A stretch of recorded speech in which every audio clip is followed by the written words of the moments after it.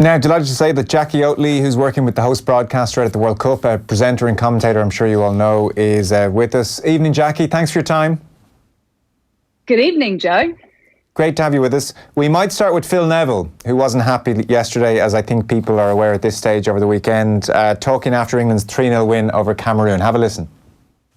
I came to this World Cup to be successful, but also to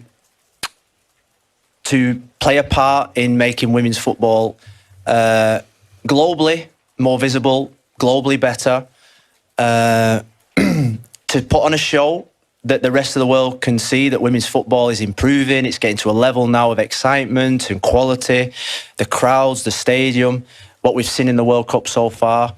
And I sat through 90 minutes of football there and felt ashamed. Ashamed and proud of my own players' performances, proud of my own players' behaviour, under circumstances that I've never seen on a football field before, and complete and utterly ashamed of the behaviour of the opposition. If that was any of my players, it will never be any of my players. They would never play for England again with that kind of behaviour. I feel sorry for the referee. The decisions were correct.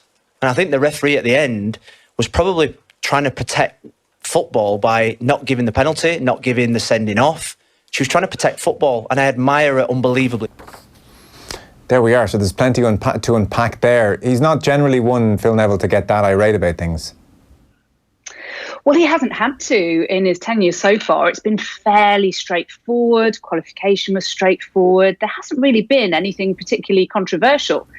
This is the first time, and of course in the heat of battle in a major competition such as the World Cup with incredible scrutiny, 6 million people watching, what have you, I can understand why he was so irate. And part of it is not just the way the game went, but part of it was he was coming off at the end of that game, having just seen his captain have her ankle stamped on right in front of him. The referee see it again and call it as a yellow card, knowing that there was a chance that his captain could be out of the whole World Cup for something as malicious as it was. And it was. We've all seen it since. Yeah. So I really, really understand. And he is quite a passionate bloke. He wears his heart on his sleeve, and his players appreciate that.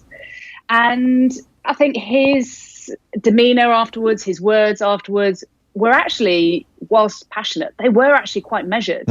And I think, well, I know I'm not alone in thinking that he was absolutely within his rights to do what he said, which was, you get told to be calm afterwards and say the right thing. And he said, never mind that, I'm going to say what I think. Yeah. It was just a horrible, bizarre kind of thing to watch. And it wasn't just one incident, it was one after another. And the general conduct was just incredible. That tackle on Steph Houghton, the captain at the end, has that left her ruled out of the tournament or out of the next game, or is that all TBC? No, well, nothing's been confirmed yet, but he said afterwards that even though she was player of the match, she didn't attend the usual press conference as a result because she was having her ankle iced and she was in a huge amount of pain. So that really doesn't bode well. That was deep into stoppage time. And, we're in serious knockout business now. Yes, they've won 4 out of 4, but really this is where it gets serious with a team such as Norway. England haven't been perfect, particularly in defence. And they need everybody, especially the captain, to be fully focused and minimising any errors because Norway will punish them. Jacqui, how early on in this game did it become apparent it was going to take a turn and become so tetchy and so controversial? Like, there are a few different flashpoints and decisions which people are aware of. Yeah, there were. I think it became apparent within the first couple of minutes when Nikita Paris was elbowed in the face pretty blatantly on the touchline, and it was only a yellow card despite the presence of VAR, something that was quite surprising. Yeah. But the referee and the VAR official between them had, well, certainly the referee, given them the benefit of the doubt. And then the various other incidents. There was the back pass, which I understand, it was controversial because the laws of the game say it has to be deliberate. Did she just miscontrol it? And then the goalkeeper panicked. Okay, that could be either way. You just get on with it. And then as Tony Duggan put her arms out to appeal that, hang on, it's a back pass, the defender then spat at her arm, and you could see for all the world there was spit all over her arm. I mean, I don't know if you've seen the video of the referee being pushed with force in the back. It wasn't, she was literally in front of the player and she just pushed her over to get out of the way. It was with force.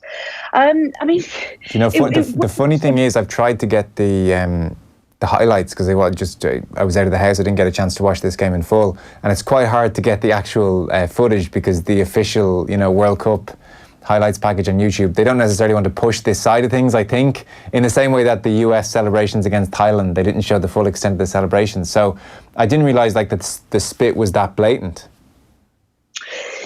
Yeah, I mean, they can't prove, I don't know how they prove it was deliberate, but it'll be looked at. I've just seen Keith Hackett, the former Premier League referee, tweeting that, well, that's a 12-month ban for spitting. But then the Cameroon would say, well, it wasn't deliberate. And Tony Duggan had her arms out, and as she was protesting, the player spat on her arm. I mean, it was a lot of spit. It wasn't that little bit that normally, sorry, it's disgusting, but, that they normally spit.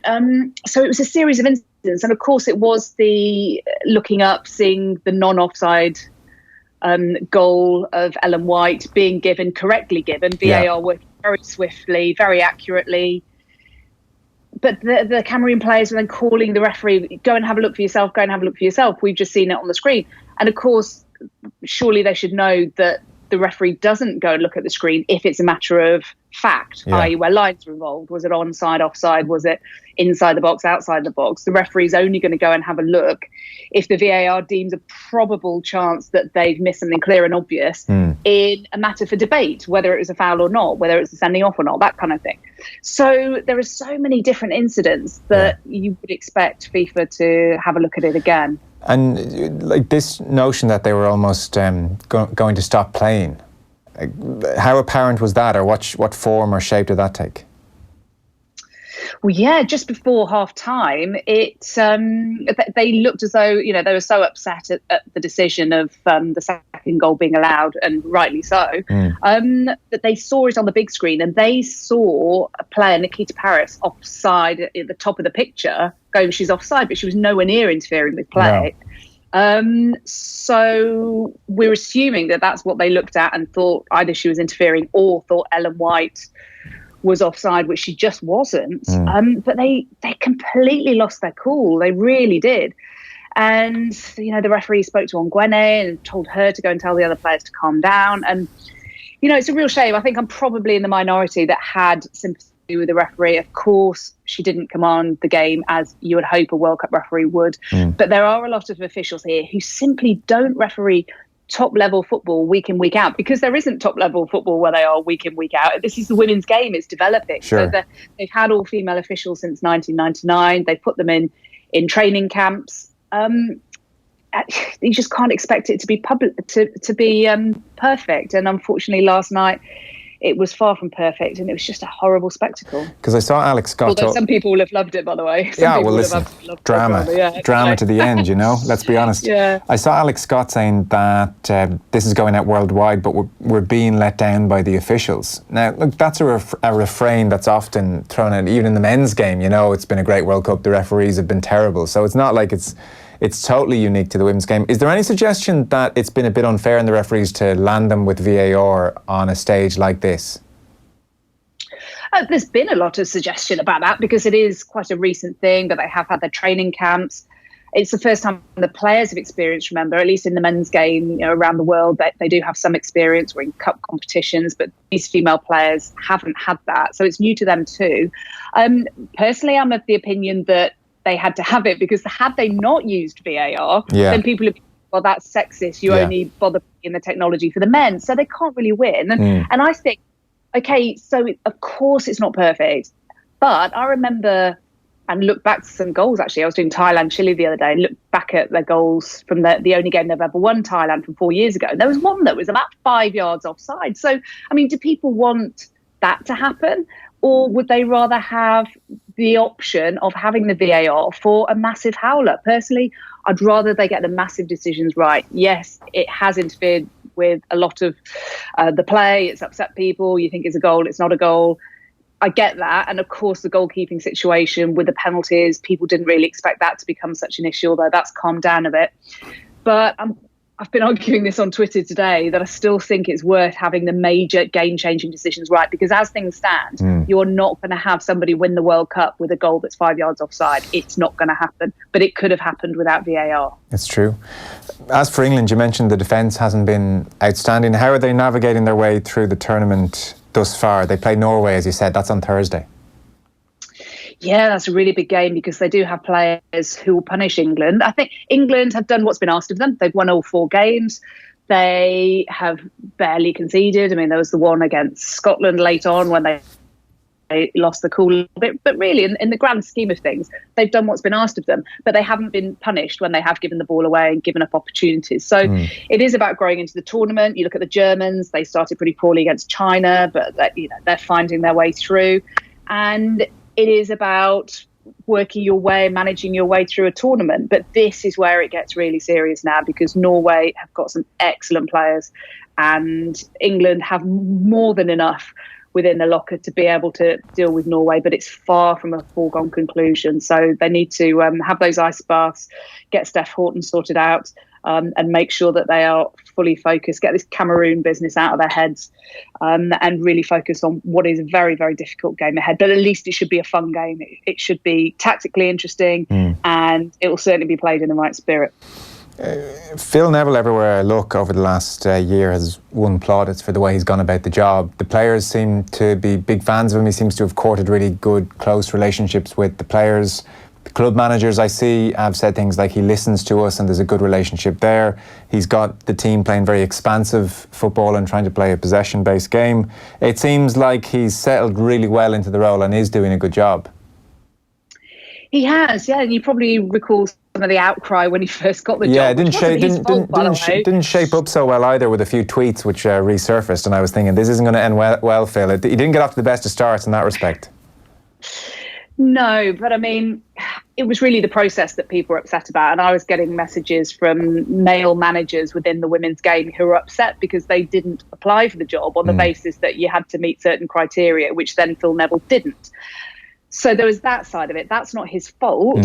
But then I also have some sympathy with the FA because, and it's not a very popular thing to say, but I do, because there were reasons why they couldn't employ certain people they thought they wanted to employ. But sometimes there are issues which become apparent nearer the time, and and they have to be so careful to avoid controversy. So they had to think differently and go, okay, what do we do? So they really handpicked the candidate because he had been in a training program, he was on their talent plan. And regardless of all that, yes, he has been a very good fit. He has helped raise the profile. He has, most importantly, dived straight into it. I saw him on his first weekend and he was exhausted because he had left his family in Spain and he had swatted up on so many football matches within his first few days. He was already cream cracking.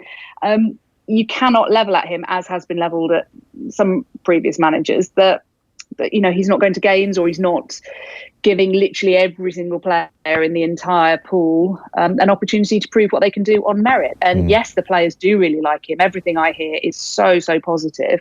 And he is quite a touchy-feely kind of bloke. He gets the players, he cares about the players, and that's his approach. And I've got commentator colleagues who are saying, I bet you'll be in the Stoke job by Christmas. And I just disagree. I think he's having an absolute ball. He seems to be loving every minute.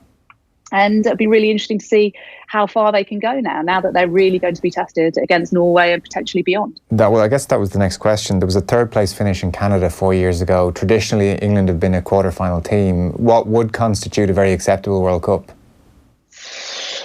Well, acceptable, I think, would be level par, would probably be semi-finals and maybe losing out to the United States, for example, because they are everybody's favourites and they are the world number ones. And that's what's slated in theory to happen, is assuming USA do come through the Spain game. And France are already there. Let them slug it out in the quarterfinals. Bless them. Somebody's unfortunately got to go home there. And then there's no way England would be favourites to beat either of those two, France or USA. But if they did, then wow, they would have one heck of an opportunity because the likes of the Germans are nowhere near the standard that they have been previously.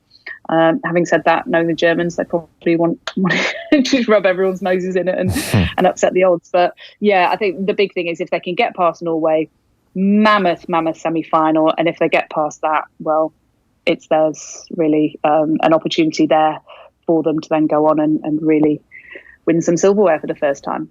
As for the tournament on the whole, we talk about the game as developing one, and it's certainly developing, it feels like, at a rapid pace in all different kind of ways. In terms of standards, is there a quantum leap with 4 years ago and 8 years ago? Would you see a marked improvement in the general standard that you're seeing at these tournaments, Jacqui? Oh, absolutely, hugely. The first World Cup I went to was in China in 2007, when Argentina were thumped 11-0 by Germany in the opening game. Well, look how Argentina have closed the gap now. It's the same goalkeeper, by the way. She's since gone off and had twins and come back after 5 years out.